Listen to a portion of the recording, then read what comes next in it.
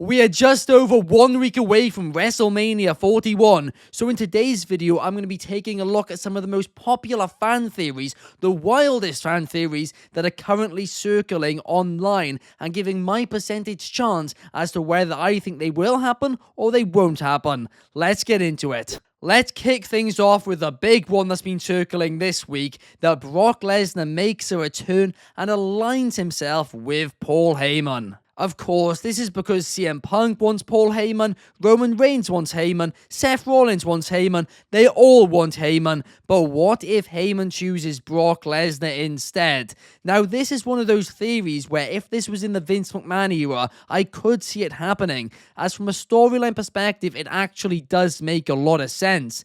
But if this does happen, it would kind of take away from this huge night one main event, this triple threat match. But not only that, but Brock Lesnar obviously comes along with a lot of controversy as well. So I really hope they don't do it, because I just don't really think he's needed right now, and I really don't think they should, I don't want to say ruin a main event, but hurt a main event by having the ending be some, angle like this. But listen, with Brock Lesnar, you can never say never, but I'm going to say there's a 1% chance. Next up, we have Randy Orton doing an open challenge and Nick Aldis answering it. And this I could definitely see happening. In fact, I could actually see this being announced tonight on SmackDown or just sometime before WrestleMania. Because, of course, Orton was meant to face Kevin Owens, and when that match got cancelled last week, Randy Orton, once again, for the second time actually in the last year, RKO'd Nick Aldis. So I'd give this like a 50% chance of it happening. The only alternative thing could be that Nick Aldis chooses somebody else to face Randy Orton, but it's definitely one of two of those options. And personally, I really would like to see Nick Aldis have a match in WWE, because he never has done. He's done tons of stuff outside of the company, but never in the company. And I do think him getting a WrestleMania moment would be well and truly deserved. Up next, we have Drew McIntyre aligning himself with The Rock and helping John Cena beat Cody Rhodes in the main event of night 2. Now, here is the thing with this one. I do think there was actually quite a high likelihood that Drew McIntyre is going to be joining The Rock if The Rock is going to be a fairly commonly on-screen character over the next few months. But whether or not I see it happening at WrestleMania, I don't know. I mean, we've seen both of them talking backstage together, posting videos together. They're definitely teasing something, but I'm just not really sure if they'd have like a bit of a screw job in the main event of WrestleMania like this. I mean, I think the twist is just going to be that The Rock and Travis Scott try and help Cena, and then Cody manages to overcome them, and then Cena wins anyway, or something like that. I'm not sure we're actually going to see another turn on top of it, but who knows? I do think it's possible, but I wouldn't say it's more than a 10% chance. The next fan theory is that Naomi helps Bianca Belair in the triple threat match. Bianca Belair turns heel and wins the Women's World Championship match. Now, this, of course, I guess is presuming that Jade and Naomi takes place on night 1, and then night 2 is when the women's triple threat takes place. And I mean, hey, that's completely possible, but I'm just not really sure if I can see Bianca Belair walking out of this match with the World Championship. At least to me, my pick to win the match is going to be Io Sky, and I do think they're going to build up to Bianca versus Rhea Ripley at next year's WrestleMania, but doing such a big heel turn so soon, I'm not sure if I can see it happening, because I think the event which will push Bianca Belair over the edge to turn heel will actually be losing this triple threat match. But hey, it's definitely not impossible, but I'd give it, I'm going to say a 10% chance. Up next, we have Paul Heyman aligning himself with Seth Rollins instead of CM Punk and Roman Reigns. They teased it last week on SmackDown, and this one is in the realm of possibility. At the end of the day, CM Punk definitely does not need Paul Heyman. Roman Reigns probably doesn't need Paul Heyman. I do think you could keep them together and they are gold together, but I don't think it's necessary. But Seth Rollins kind of does need something, and he doesn't need a mouthpiece. That's not what I'm saying at all. He's a fantastic promo.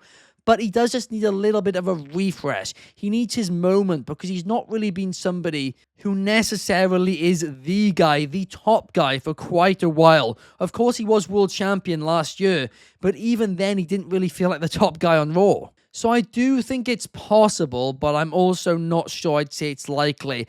I'd say about a 25% chance. Now, before we get into the final 5 wild theories, if you guys could leave a like and subscribe and a comment on this video, that helps us out tons. We have tons of WrestleMania content coming out over the next week, plus we have a live daily stream every single day, 8 p.m. UK time, 3 p.m. Eastern in America, and 12 p.m. Pacific in America. Thank you guys for watching.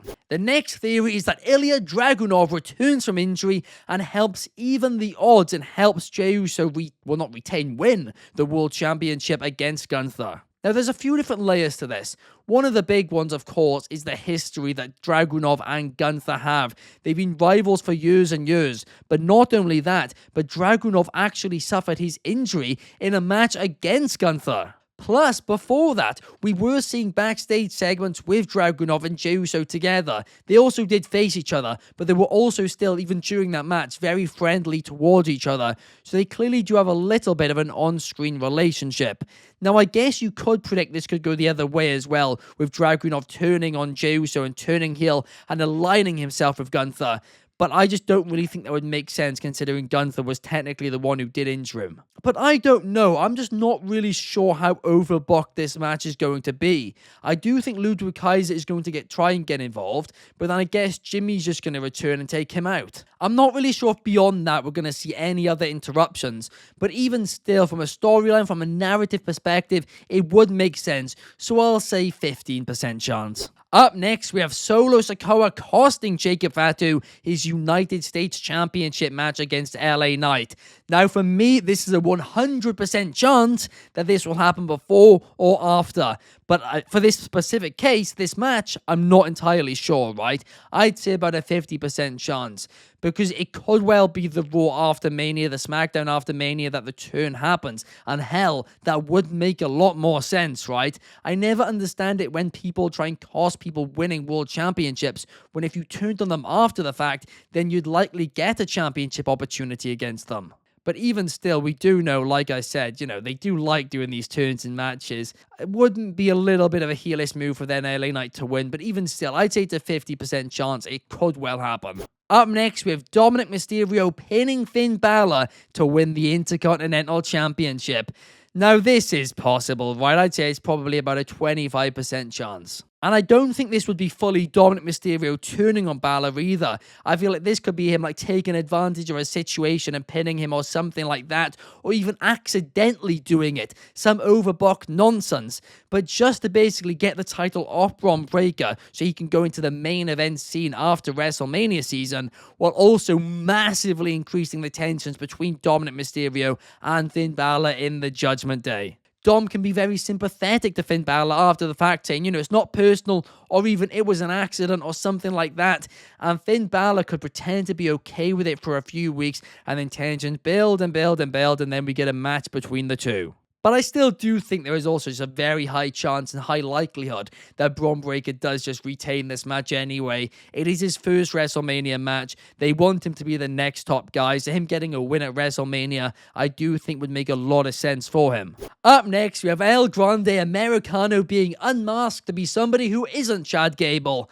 No way is this going to happen, right? Because for this to be the case, they'll have to find basically a Chad Gable lookalike, and there's nobody we really know could be in that role, so I don't think that's going to happen. In fact, listen, nothing's impossible, but I'd say there's a 1 in 1,000 chance, right? A 0.1% chance. And then finally, Bianca Belair loses the Women's World Championship triple threat on night 1 and then helps Naomi, turns heel and helps Naomi defeat Jade Cargill on night 2.